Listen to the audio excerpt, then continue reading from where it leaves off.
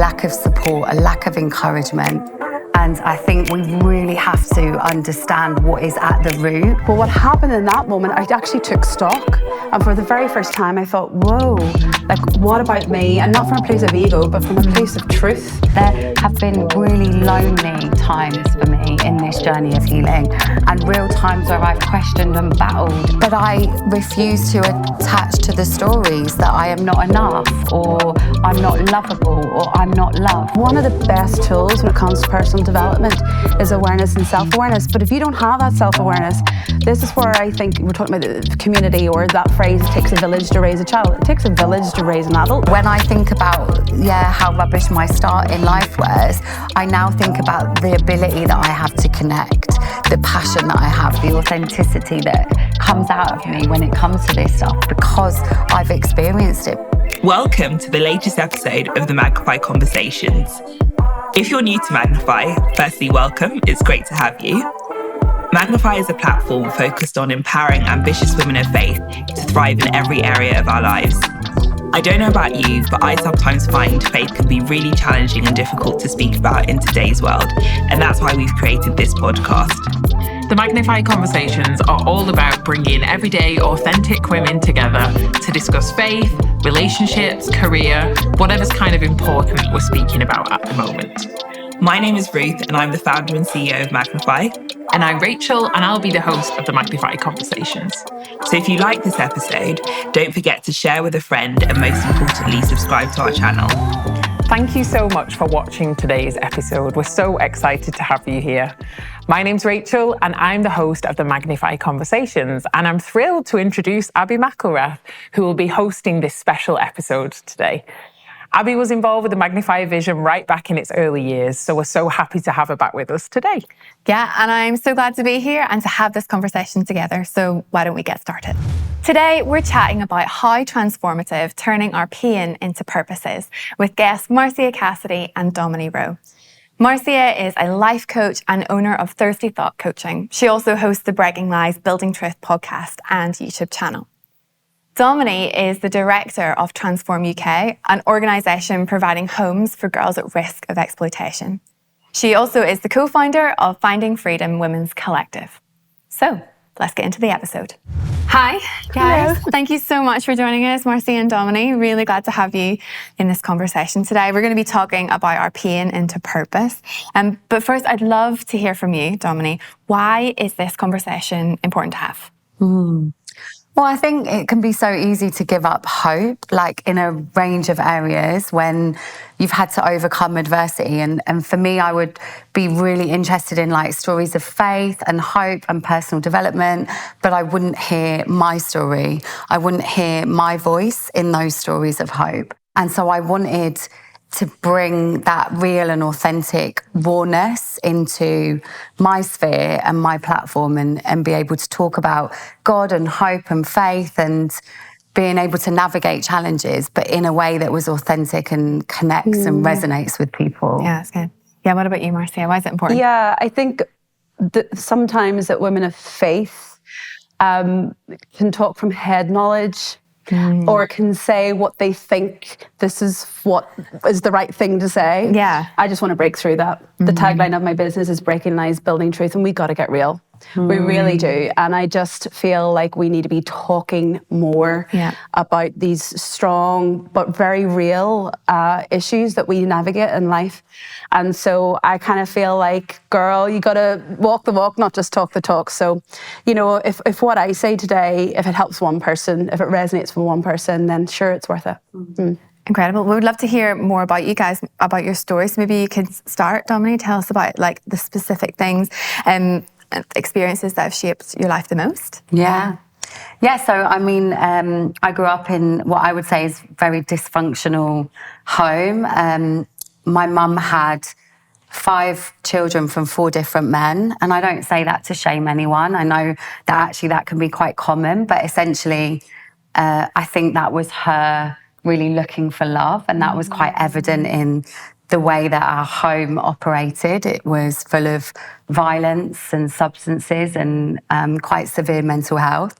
My mum left when I was 12. She had a nervous breakdown And so from that point, myself and my 4 sisters went into the care system in different kind of shapes and ways. But prior to that, I'd experienced sexual and physical abuse in our home. And so I think learning how to know who I was as a woman when actually I was still a little girl in a woman's body. Right. And I was finding myself in unhealthy, toxic relationship after relationship. I was craving this love. And that's, I think, when my journey with God really started, when I was 27 and I found faith, and on the back of a really toxic relationship. But I fell on my knees and I cried hysterically and I didn't recognize who I was. And from that point, like, that's where it's really gone deep, and I've had to dig deep and do a lot of healing, a lot of therapy. And yeah, but I also feel extremely grateful for my story now. Yeah.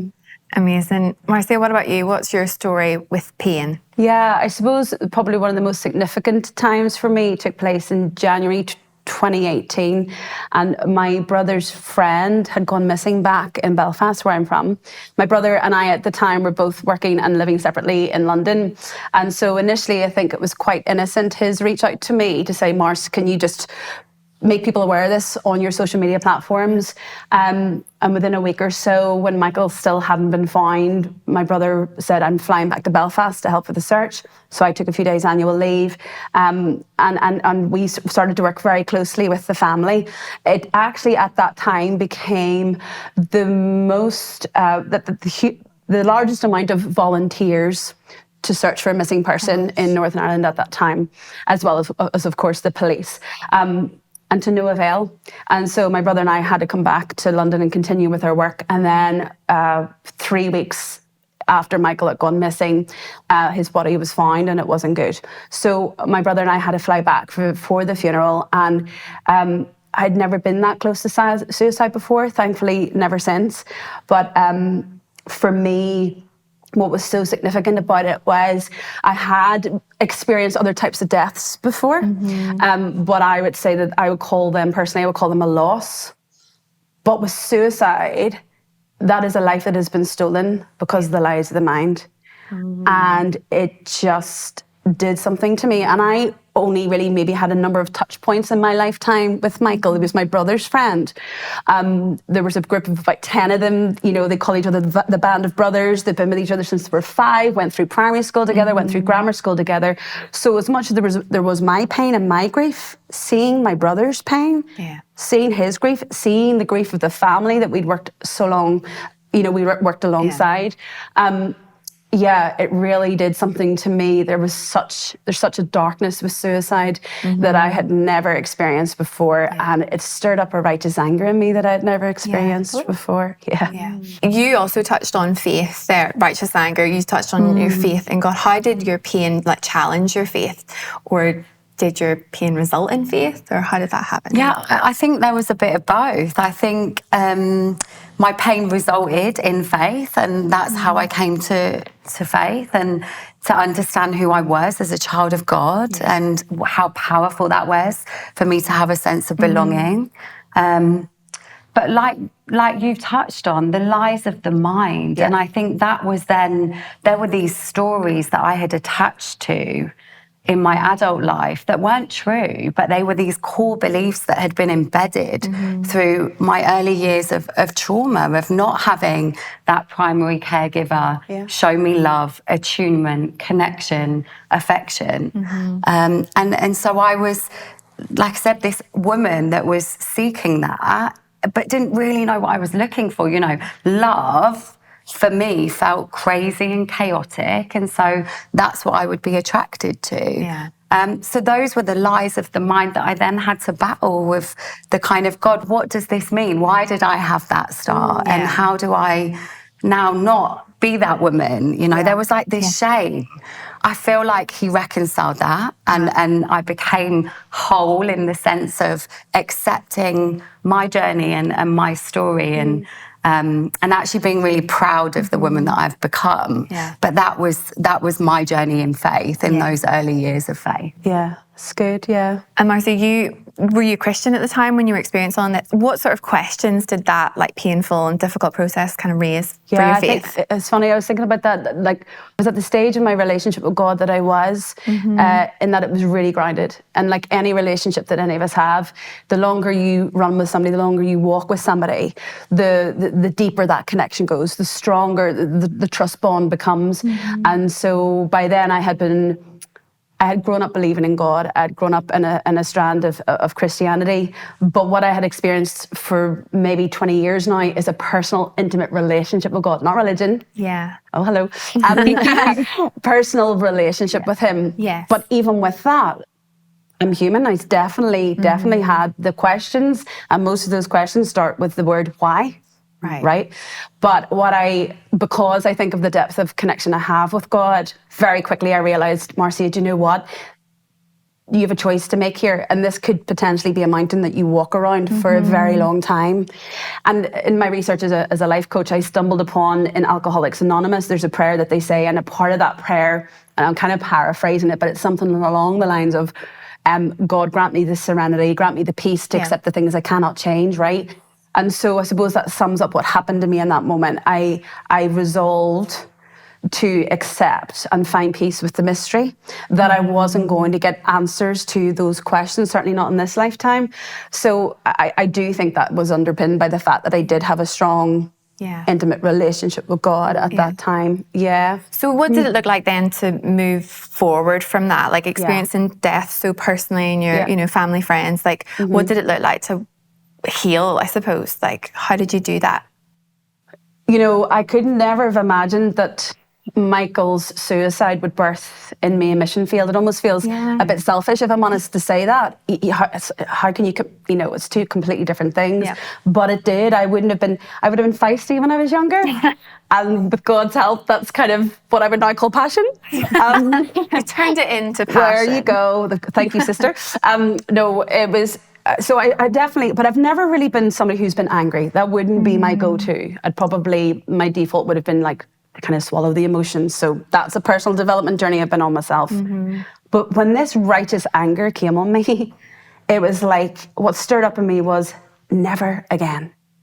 On my watch, never again. And I just knew from that point onwards, I have to do something. Have to do something. Brooke Fraser, forgive me, I can't say her married name. She is a musician in the Christian world, and she has a lyric in her song that says, "Now that I have seen, I am responsible." Wow. And see, having gone through that, it was just like, what can I do moving forward to ensure that on my watch, anybody that connects with me, whether it be my closest loved one or a stranger, that I can break lies and build truth with them to ensure they never find themselves in that position where they feel like they don't have a choice anymore. This all just stirred up inside of me. So that, I suppose then what I moved into afterwards in terms of, I ended up producing and presenting a women's roundtable, with the sole purpose of then producing a men's roundtable, because we've got to get the men talking. Women are good at talking, men not so much. And I remember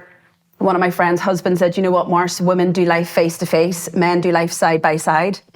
So for these men to sit down and open up, by me actually pouring that righteous anger into those productions, into those presentations, I think healing took place without me even having to try, but came to the end of that and I was like, there's more. And so then there was just a moment of looking at my own life and realizing, no, there's more. So I stepped away from my life in London, took a 3-month sabbatical and waited to see what that was going to look like. And as I came to the end of that sabbatical, 3 different people from 3 different backgrounds who don't know each other, all in the same week, suggested to me about considering being a life coach. I went and I researched it. I realized that probably I've been doing it throughout my life and not getting paid for it. But actually I was like, this is it. This is the next vehicle through which I can help break lies and build truth and come alongside people and give them tools and strategies so they can be proactive in their mental health, in their emotional health, in their physical health, in their spiritual health, as opposed to find themselves in a place like Michael where inevitably you become reactive. So it's been huge. I love what you said there about how like if you meet an individual, whether they're your closest friend or someone you just bump into, you like really want to impact them, you want to break lives. Yeah. So if someone's not a life coach or doesn't have like the resource to run a round table, like practically, like what do you do to be a person that kind of carries that? It starts with ownership. You know, if we're talking about trauma, if we're talking about, say, for example, the difference between trauma creating feelings in you versus operating out of trauma, I think there comes a point where people have to kind of own it. Yeah. I say that softly, but I'm also going to be really real. Yeah. You got to own it. And if we have people in our world that are navigating trauma but are operating out of it, sometimes we can fall into what's called the drama triangle, where we actually try to rescue them. And inevitably we become their enabler. And it actually doesn't help them in the long run. And actually the best thing we can do is pull back, let them feel that space, and then they have a decision to make. So to those people who are in trauma, we don't really have an excuse these days. We have so many resources. Yes.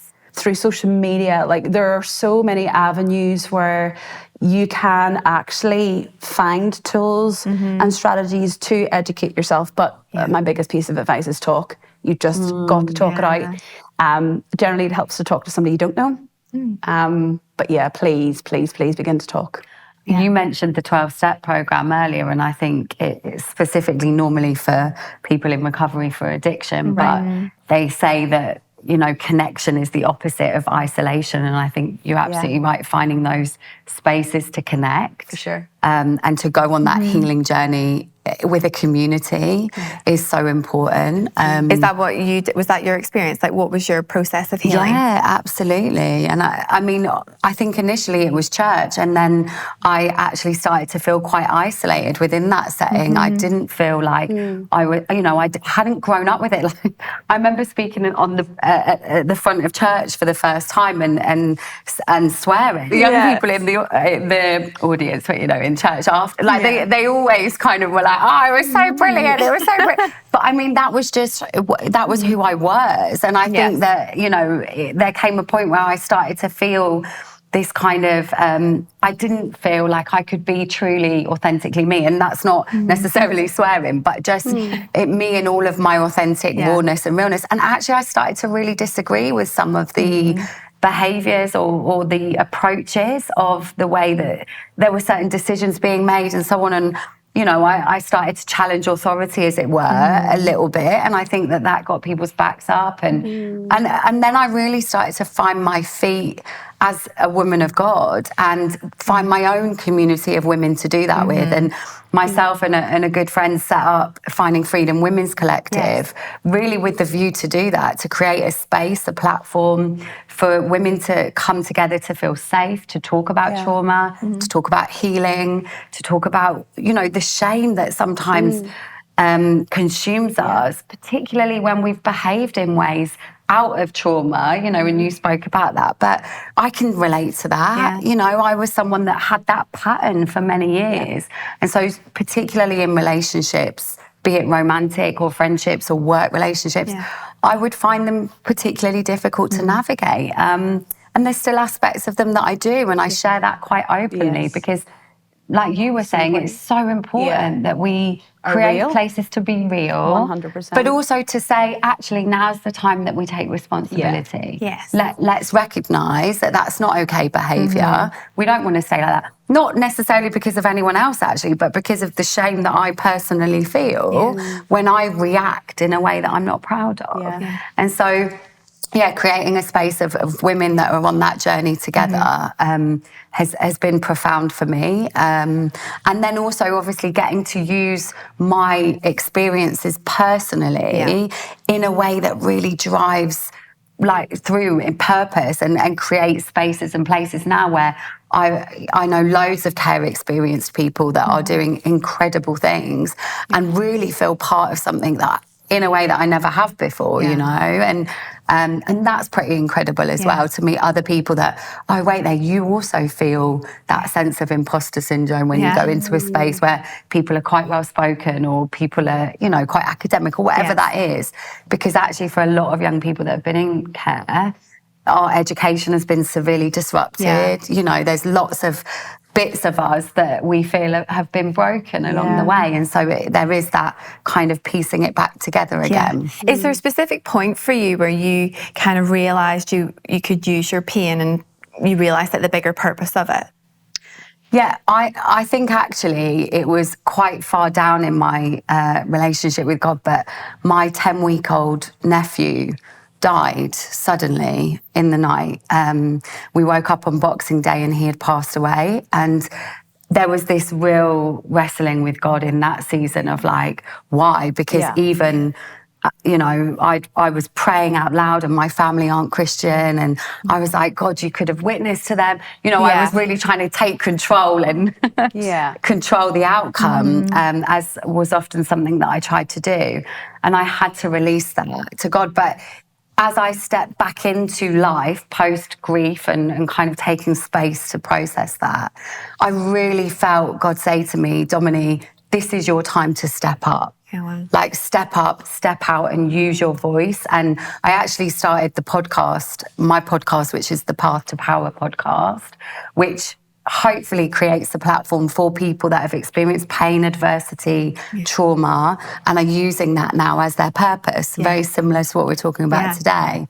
But that was my opportunity, and I really felt God say, use your voice, do not be scared of that voice. I want to speak to people through you. This isn't about you, get out of the way. I want to use you and your story. Brilliant. Marcia, what about you in terms of professional life and personal life? How does that look in your purpose? So those two mix. Having now trained to become a life coach, it's kind of made me realise that where I was obviously a good friend to my friends prior to that, but I was actually telling them what to do. I was encouraging them and saying, girl, you know what you need to do? You just need it, right? And there's nothing wrong with that. But what I'm, by doing that, I'm not letting them think for themselves. I am giving them an opinion based on my life lens and my life experience. Right. So actually, where now professionally, I have the opportunity to come alongside people and help break lies and build truth in their minds by knowing professionally the questions to ask in order to get them to open up in a safe, non-judgmental space where they can hear their own voice, or I can repeat back to them what they say, which helps them dig a little deeper and find the truth that is hidden underneath the lies within them. It's actually, I believe, you need to ask my friends, but I do feel like it's probably made me a better friend, because now I do turn to them and say, gosh, wow. So what are you thinking? Or how do you feel? Or have you had any thoughts about, how you would action that? And actually, it is in a way helping them to flourish and to, take that ownership. And it's great. I want to throw out a statement and get your perspective on it. I'm going to throw. Trauma explains behaviour, it doesn't excuse behaviour. What's your perspective on that statement? In the context of working with young people, which is what I do at Transform UK, I think that I'm such an advocate of understanding what trauma means for our brains, what growing up in chaos and trauma, it's quite a buzzword, but what we mean by that is brokenness, broken relationships, a lack of love, a lack of support, a lack of encouragement. And I think we really have to understand what is at the root. I think it was Oprah Winfrey's book that's called Don't Ask Why Did They Do That, Ask What Happened to Them, or something like that. It's something she talks about. But it's really important that we ask that question when we're thinking about working with other people. I think what's challenging is we've spoke about taking responsibility. I think also, at what age do we switch from being this, we have this arbitrary thing, don't we, where we're like, well, you're now an adult because you look like an adult, so behave like one. And actually, that's why I'm really passionate about this journey of healing. And this generational journey, so the work that we're doing at Transforming, opening the home for our girls, it's not just for our girls, it's for their families. It's for the women in their families that have experienced trauma, and it's generational, and they haven't yet been able to break the curse because maybe they don't know that they can. Maybe they don't have the skills. And Yeah, let's be honest. Everyone is just trying to do the best that they can in this world with what they've been given. And if I can add into that, really I hear you say is it's about awareness. One of the best tools when it comes to personal development is awareness and self-awareness. But if you don't have that self-awareness, this is where I think we're talking about the community, or that phrase, it takes a village to raise a child. It takes a village to raise an adult, It's like, like real Still talk. raising one. Do you know what I'm saying? We're all a work in progress. So it's like, handle with care, but it's like we've got to ensure that we've got these, that who we surround ourselves with have to be people that will tell us the truth. So that they will check out our blind spots, that they will challenge us from a place of love and be like, hey, like, this is not who you are. Don't know where this is coming from. What's going on? It's so important that we surround ourselves with the right people. And that awareness is to say, like, we can have those blind spots, but when someone gets their brave on and cares enough for you to risk that connection with you, to point out something that they see in you that is a wound, I just really want to encourage those people who are carrying trauma. If they're a safe person in your world, if they love you, maybe consider it. Maybe consider what it is that they're saying. Because as you're saying, Dominy, sometimes people, when they're carrying trauma, are not even aware of it or wouldn't even know how to begin to process it. But if someone who is safe and trusted in your world, who has your back, one of your ride or dies, as they say, if they're brave enough to say, girl, like, what's going on here? Like, this is ugly and you're not. Right? So good. Then there has to be an element of us, dare I say, willing to humble ourselves a little bit and be like, they're only telling us this because they want the best for us. They're supporting me on my journey of healing. So I think sometimes we need to open our eyes and our ears a little bit more and lean into perhaps the way that I believe God will sometimes work through people to where I think the lies will try and get us to work from ego and be like, don't you be up in my business. But actually, if it's people that we trust, I do think sometimes we have to humble ourselves.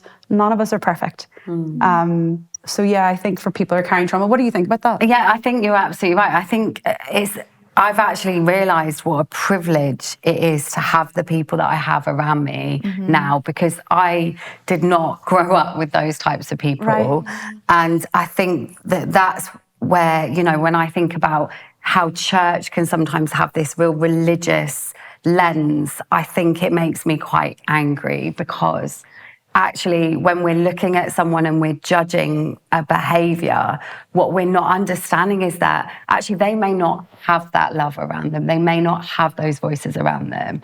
And I think it's this really fine balance, isn't it, of what does love look like? Well, it's courageous, God grant me the serenity to accept the things I cannot change, the courage to change the things that I can. For sure. And like the you wisdom said, to know the difference. Yeah. And we can't do that for someone else.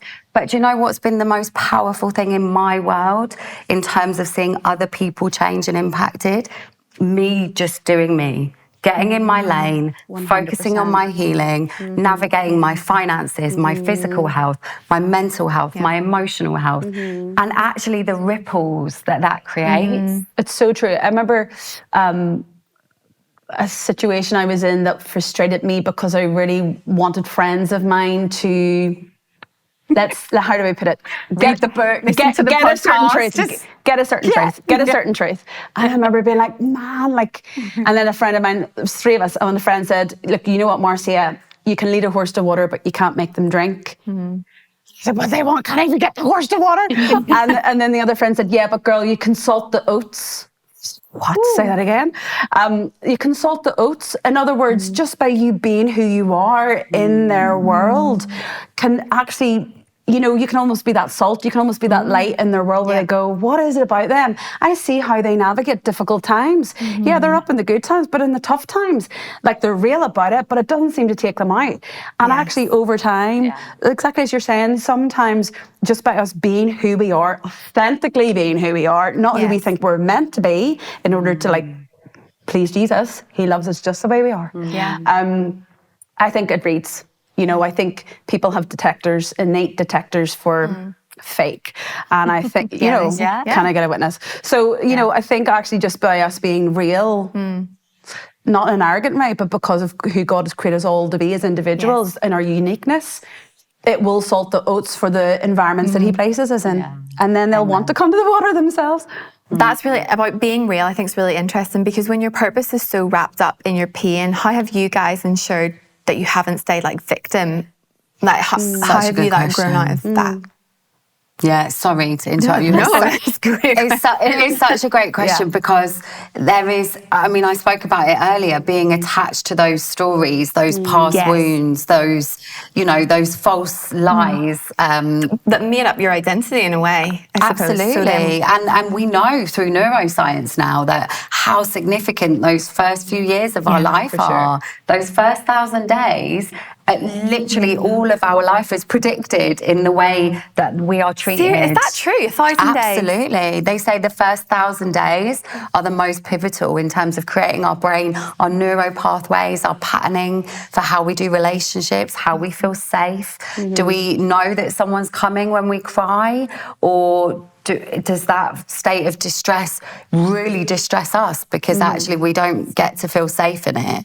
I mean, this stuff is fascinating, and we don't know enough about it, or it's not talked enough about.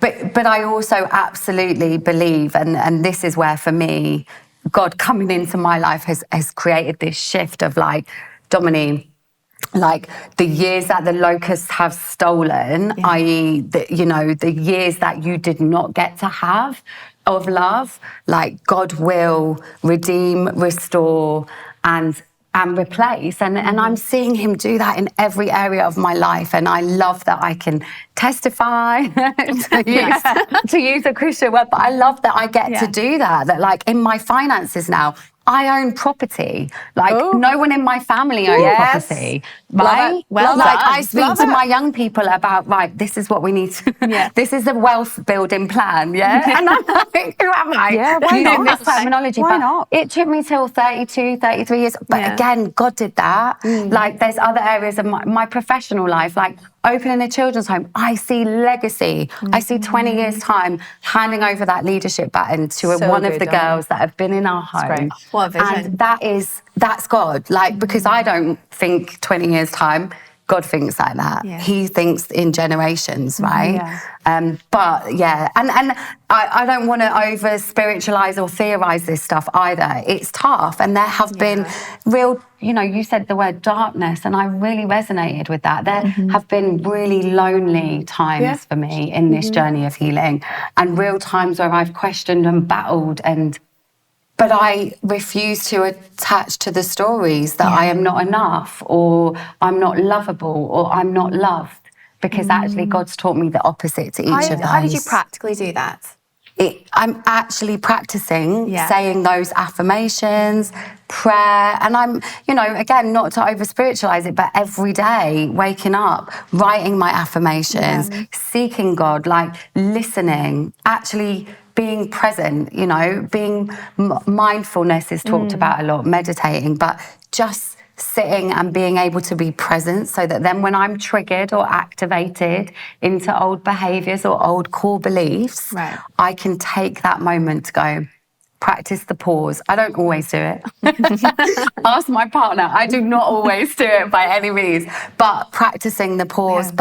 And I think, practically as well, things like my physical fitness, the journey that I've been on there has been huge. Like just doing things to pour into me, to build a relationship with myself. It sounds cliche, but it's that famous, isn't it? Like Jesus said, the greatest commandment, to love yourself, to love others as you love yourself. Yes. Well, I didn't know how to love myself. So I had to learn that. I had to learn, what does it look like if I love myself? What would I feed myself? Would I eat rubbish? I was going to swear then. Would I all the time? No, I wouldn't. Would I put goodness into my body? Yes, I would. And I use the practical term reparenting, but genuinely learning to be a mum to myself. Wow. And you know what? The word that gets spoken over me, and you said that a lot of friends turned around to you and said, have you thought about being a life coach? The word that always got prayed over me was mother bird. I didn't have a mother, and I'm still estranged from her now, and I don't have children, but I practice being a mother to myself, and I'm able to get to do that with young people and in the work that I get to do now. So good. And it's amazing that you're talking there. I'm quite akin in the whole health thing. If there was something that I have experienced, like an aha moment for me over the last 6 years since that happened, although I must say I was never the victim in my story, my brother's friend was. Yes. Right? So again, there's the fire, which I will not apologise for. But I remember just having a moment, you can't go through something like witnessing or being privy to a suicide and the knock-on effect of that and it not shift you, not change you in some way. But interestingly, what surprised me is it got me to look at myself in a way that I never had before. You're talking about the natural gifts and abilities that you've been blessed with. I have been a natural encourager up until that point. I still am, I suppose, in a way, but more mindful of it, that I would have been like, are you okay? Are you okay? Are you okay? Then I'm okay, right? Yeah. But what happened in that moment, I actually took stock. And for the very first time, I thought, whoa, like, what about me? And not from a place of ego, but from a place of truth. There was this thing, and what was so fascinating was how I believe God really spoke to me in that moment. Do I have time to share? Can I share? So there's a story in the Bible about a man called Boaz, and he's described as a successful businessman, which might make you think automatically finances. But to me, I equate successful to wisdom. So I read that as this was a really wise businessman, right? And in this story, what you learn about Boaz is that when he has all these fields, he's all this land, and as he goes to reap it all and bring all the harvest in, he brings all the harvest into his storehouses, and he gets his storehouses filled up to overflowing. And then after his business is filled up to overflowing, he leaves the corners for anybody else that would want to come and glean, right? And in that moment, like just this interpretation in my spirit, like this download of like, Marcia, if your life is a field, up until this point, what you have allowed, because it's choice, we're given free will, I have allowed everybody else to come and reap from the harvest of my life. And on a good day, if I'm lucky, there might be corners left over that I can glean from for myself, but probably I'll be in lack, right? So what I realized was in order to take that on, that wisdom, and in order to be successful moving forward, I actually had to get myself filled up to overflowing in terms of health, physical, emotional, relational, spiritually. I actually have to start with me, which is interesting because I know we live in a society, it's all about self-care, self-care, self-care, and we've got to be careful that it just doesn't become about I. But at the same time, I think the counterfeit lie, particularly for women of faith, can be, oh, it can't be about me then. It can't be about me, and we've got to be so careful because the counterfeit lie runs so close gradient-wise to the truth. And I just really want to break that lie for anybody listening today. We have got to be looking after ourselves. It is not selfish. It's, for me, it's there in scripture. You want to be successful, you want to shift, you want to change, you want to impact, you get yourself filled up to overflowing spiritually, relationally, emotionally, mentally. And then out of the overflow, you can impact others. And so that was huge for me. Do you find the more that you've slowed and the more that I read, the more that I spend time in nature, to spend time at the gym, doing quality things with friends, the more impact I have. I don't even know how. It's like genuinely, the more that I'm inputting into me, the more that I give out, not just emotionally, like you've said, which is absolutely the truth, but there is a wisdom or there's something that you get. I think it's our femininity. I think as women, we are called to be still and to know that there is something greater, that we're not in control of everything. And I think the lie that sometimes we believe as women, and particularly if we've navigated trauma in our early years or even at any point, is that we can control the outcome of things, that we can determine what happens. Whereas actually there has to come that point where we go, okay, I can take responsibility for me, and I've got free will and I can navigate some certain choices, but actually I have to give this to God. At the beginning, at the end of the day, I have to give it to God. I have to give it back to a source greater than myself, that is outside of me, that knows this better than I do. It's our privilege to have these meaningful conversations, and we hope you're enjoying them. As a registered charity, it's thanks to our generous donors and partners that we're able to bring the Magnify conversations to you, and we know there is so much more ahead. If you've been impacted by any of the chats we've had with these amazing women and want to continue seeing them, why not consider supporting us? You can find out how to by visiting www.magnifycollective.com/donate and then financially giving in any way you feel led to. We're so grateful to you for being with us in this season, and we hope you find real value in this episode. How did you reconcile the grief you've both experienced with then the goodness of God, and that's his character, that he's a good God, but what you maybe were experiencing was heavy, was dark? How do you reconcile that? Yeah, it's a great question. To reconcile the goodness of God, I would say my grief, I've mentioned earlier in our conversation that my touch points with my brother's friend were just here and there throughout the years. But when I think about what I experienced grief-wise in that moment, Michael's God's son. Yeah. And no parent should ever have to bury their child, right? I couldn't even begin to imagine the grief of Father God at that time. That's just truth. And yeah, so, excuse me, so there was that. I couldn't measure it by that. This wet stuff just comes out of my eyes when I'm talking truth. We roll. Yeah, so I could measure it with that. My gosh, I can't imagine Father God's grief. Yeah. He wouldn't have wanted that for his son. I personally believe that God is good. And all and everything in this world that is good comes from God. And what happened with Michael wasn't good. So it wasn't God, right? So that would have broken Father God. That would not have been his plan for Michael. So yes, I could measure my grief to God's in that moment, but then also what I got to witness. Remember I was telling you my brother, they're a band of brothers. Through the wake, the funeral, the days after, and still getting to observe how they were there for each other in their pain and in their grief, how they were able to console each other, support each other, grieve together. It was a picture of what spiritually happened for me with God, because in his goodness, he selflessly put his grief over his son to one side to come meet me in my grief. And as a result of that, the practical outworking of that was a peace came upon me that goes beyond my human rationale. Yeah.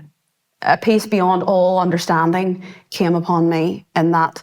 And for me, I guess that was me experiencing his goodness. Still overwhelmed. Yeah. Dominy, what about you? How do you reconcile God's goodness with the grief that you've experienced personally? Yeah, I think it comes back to what I said earlier. I think that the most grief that I guess what I've had to grieve the most is a dad, a mum, and then learn what a father looks like through my experiences of men that I've come to build relationship with in my later years that are safe. You know, I remember reading a book called The Father's Heart, which was all about healing that notion of father, because I really struggled in my prayers to call him dad or father, or even what that meant. Yeah. My dad had left when I was about 6 months old. I didn't know him.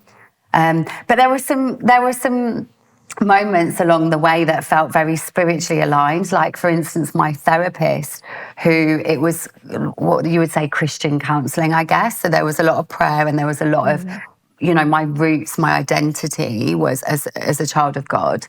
So I could always come back to that. But her name was Lillian, and my mother's middle name had been Lillian. So like that felt like, you know, that was a God thing. And there were so many moments like that.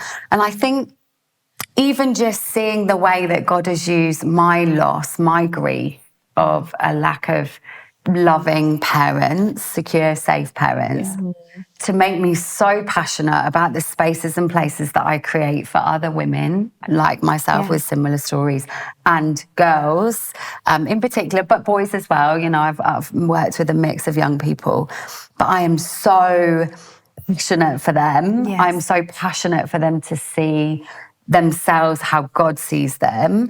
And I see, like, God's given me these like binoculars to see them in 10 years if love was just poured out on them. Wow. Right? Yeah. Like, actually to not see the behaviours that they might present in a classroom, or the chairs that might get turned upside down, or the swear words or whatever, but to see them and to speak that over them. So good. Because for a lot of our young people, particularly those that I've worked with who were excluded from school or grown up in the care system.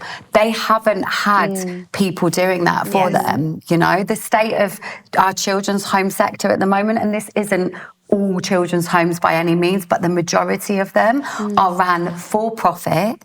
Decisions are made by shareholders who are profiting off our young people. And I mean, it makes me so angry. Yeah. But then that's why you're here. Absolutely. Do you know, have you ever heard that wee story about the man who doesn't really believe in God and he's walking down the street and he sees a homeless man?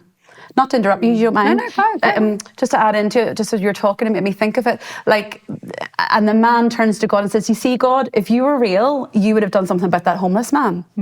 And God turns to the man and says, my son, I love you. And of course I did something about it.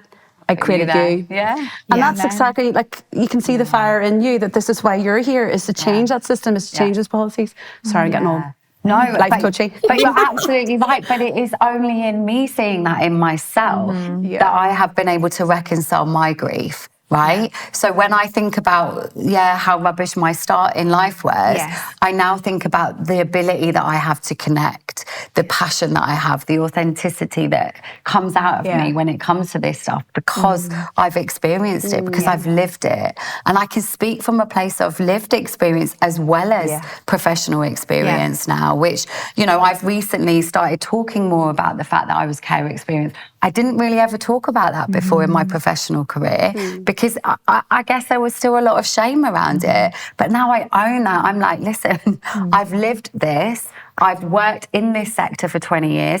I feel confident in what I'm talking about here. I know that love needs to be at the heart of this home. It needs to look and feel like love, not policies and procedures. Yes, they need to be there. And yes, there needs to be safety and safeguarding and all of that jazz, but love needs to be in that home. But that doesn't feel straightforward. Policies are a bit more like down the line, a bit simpler, right? Must be. Yeah, and that's the journey that, you know, that I've been called to navigate with that passion and fire that had I not have had these experiences. And I think that's when, you know, when we come into places and spaces like this and Magnify help tell these stories, magnify these stories, it's also about inspiring and encouraging other people that have come from these that have experienced suicide, that have experienced loss, that have come from trauma and abuse and pain, to understand what they could be called to do if they just stepped out. You guys have used the pain and trauma you went through for a bigger purpose that's so evident.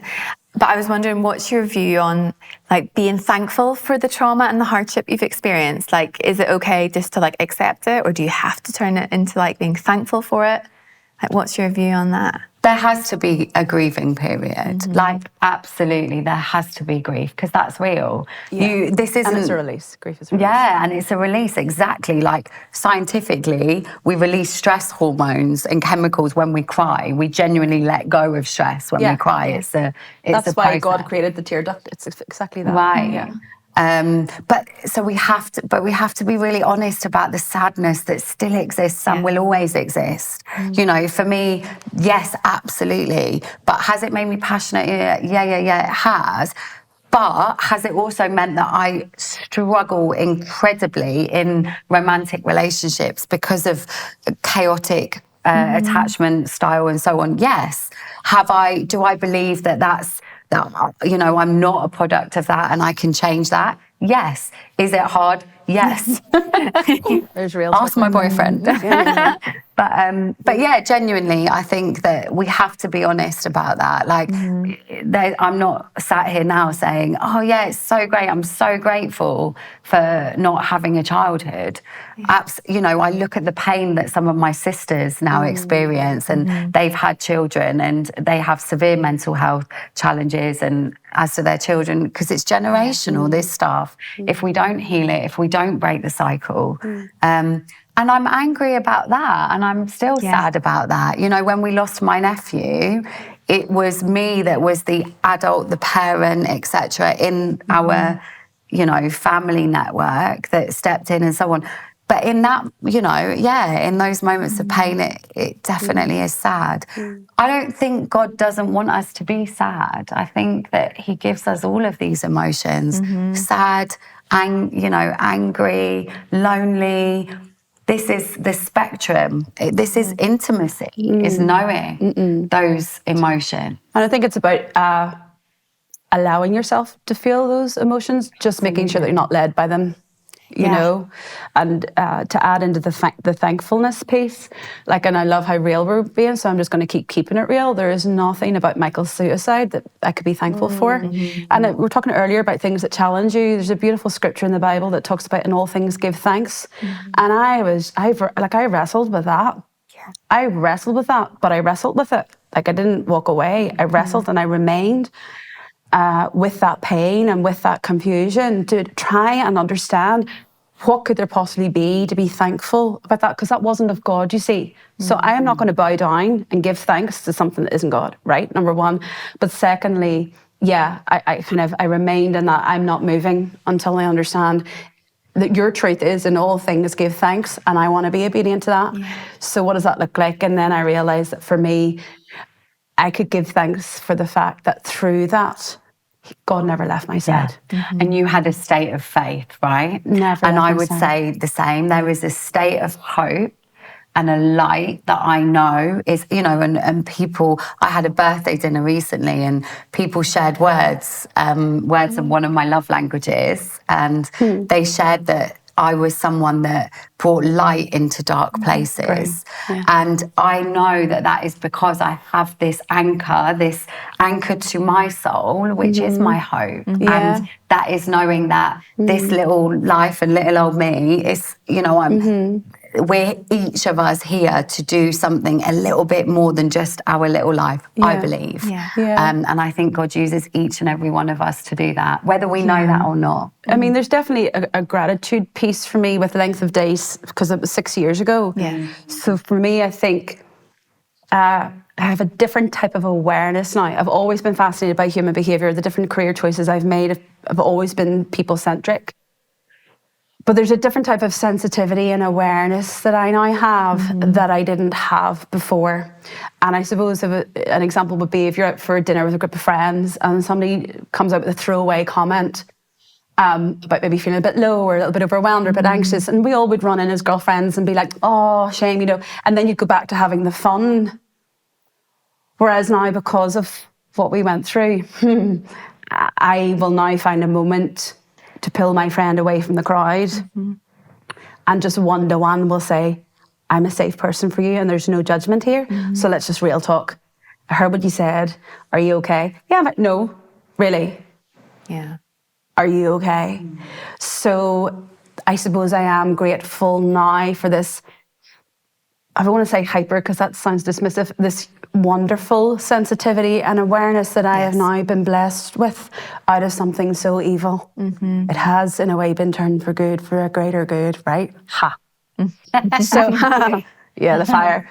But, you know, to now be able to be like, I'm going to catch that. Yeah. I'm going to do everything I can to be proactive so that it doesn't get to a place of being reactive. So I guess I could be thankful for that. Yeah. Amazing. For those in the Magnify community, those listening, watching right now, that are really struggling to see any beauty or purpose in what they're facing, what's your wisdom? What's your encouragement to them? God, it feels like such a important question. I think we've touched on various aspects, haven't we? You know, looking at how you're feeling, how you're pouring into yourself, the relationships around you, the communities, reaching out. I think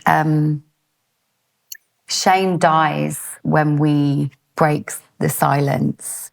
And shame is such a powerful tool of darkness to suppress, oppress, depress us and the light of God in this world. And that is goodness, without trying to sound, you know, like a preacher and super spiritual, but the goodness that we have in each and every day. And we touched on gratitude.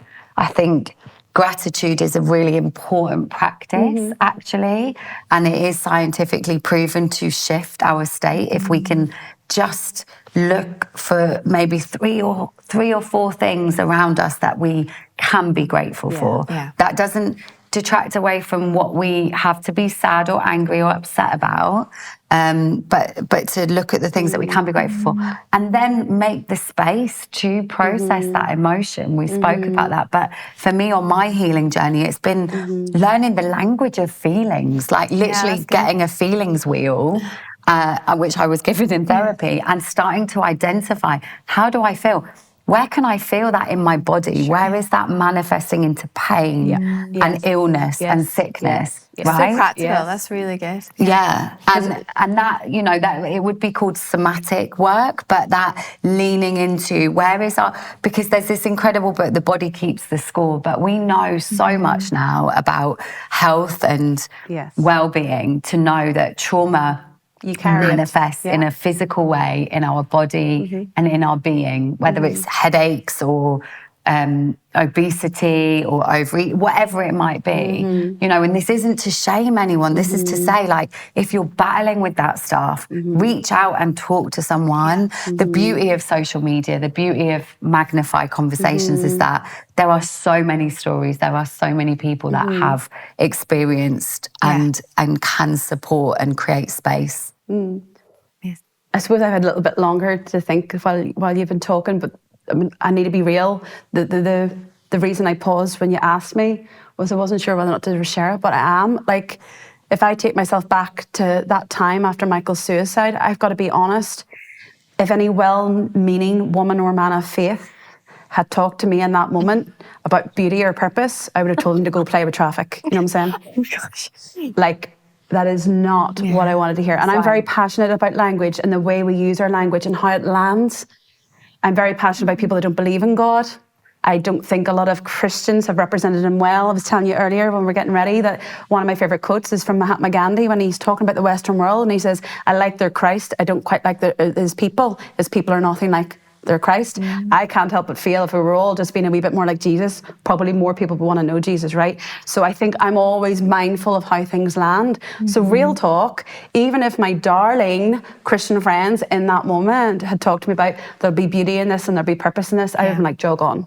So I would say, firstly, if it's okay to people who have someone in their world who's navigating it, grief and trauma, you know, read the room. I think one of the biggest things you can do is to be that vulnerable and say, hey, I've not been through what you've been through and I want to support you, but I haven't got a clue how to. How can I support you in this? What do you need? What does that look like? Yes, I can pray for you, but practically, do you want me to cook a dinner? My kitchen's for dancing, so probably wouldn't be that. But, you know, so like literally just ask them how. That would be something. So then for the person that's going through it, you've got to be so kind to yourself. That's good. We live in such a .com society, right? And we won't be aware, talking about the self-awareness, whatever age we are, we will not be aware of how much that's in our psyche and how much that's in us. So for those that are going through grief and trauma, there'll be an element of that, there'll be an impatience in them because they'll want to be over it like that. They'll want to be over it. And can I tell you something? There's a wee scripture in the Bible that talks about journeying through the valley of darkness. You don't get over it. You have to go through it. You have to. So exactly, we're talking about you've got to have the safe people around you. You've got to have at least one for each shoulder that can lift your arms up when you're a bit weary, right? You've got to have those people that ask you, how can I support you? But you've also got to be so kind to yourself. Recognize that you'll want to just be over this and that's not going to happen. And the main thing, I suppose, is you're going to feel like this pain is going to last for forever. But having walked through it, the truth is it will not last for forever. So the lies will want to attach to the feelings to get you so consumed you never think you're going to see light at the end of that tunnel. But you just one day at a time keep putting one foot in front of the other. And as I often say to my clients, it's one day at a time, it's one moment at a time, and it's one thought at a time. So hopefully that will help some.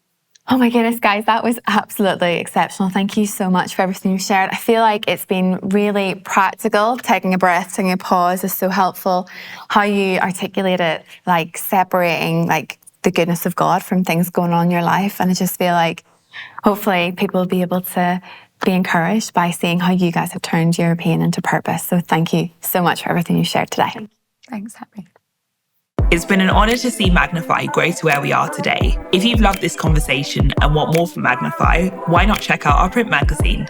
Across the 10 editions, we've had the privilege of featuring a multiple of changemakers and pioneers such as Suzanne Hendricks, Jerry Lorenzo, Joe Malone, and many more.